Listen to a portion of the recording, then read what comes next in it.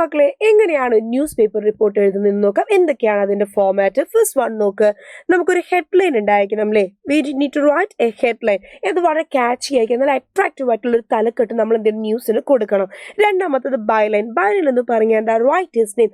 ആരാണ് ന്യൂസ് എഴുതുന്ന റിപ്പോർട്ടർ. നിങ്ങൾക്ക് റിപ്പോർട്ടർ എന്ന് വേണമെങ്കിൽ കൊടുക്കാം, അല്ലെങ്കിൽ റിപ്പോർട്ടർ പേരും എന്ത് ചെയ്യാം നമുക്ക് വേണമെങ്കിൽ കൊടുക്കാം. It depends. ഓക്കെ, പക്ഷെ നമ്മൾ എന്താ നിർബന്ധമായിട്ട് എന്താണ് ഇനി പേര് കൊടുത്തില്ലേ റിപ്പോർട്ടർ നമ്മൾ കൊടുക്കണം. ഓക്കെ, മൂന്നാമത്തെ നോക്ക്, പ്ലേസ് ലൈൻ ആണ്. വേർ ദ സ്റ്റോറി ബിഗിൻസ്, അല്ലെങ്കിൽ ഇത് എവിടെയാണ് സംഭവിക്കുന്നത്.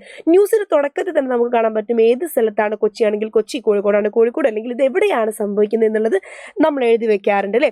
ഇനി നോക്ക്, നാലാമത്തത് ലീഡാണ്. ലീഡ് എന്ന് പറഞ്ഞാൽ ദ ഓപ്പണിംഗ് സെക്ഷൻ, ആ ഒരു കാര്യത്തിലേക്കുള്ള ഇൻട്രൊഡക്ഷന്. Give the most important information, ഏറ്റവും പ്രധാനപ്പെട്ട കാര്യങ്ങളൊക്കെ നമ്മൾ എന്ത് ചെയ്യുന്നു പറയുന്നു. അടുത്ത് നോക്കുക, it should answer most of the 5 Ws അല്ലേ. എന്താണ് സംഭവിച്ചത്, എവിടെയാണ് സംഭവിച്ചത്, എപ്പോഴാണ് സംഭവിച്ചത്, എങ്ങനെയാണ് സംഭവിച്ചത്.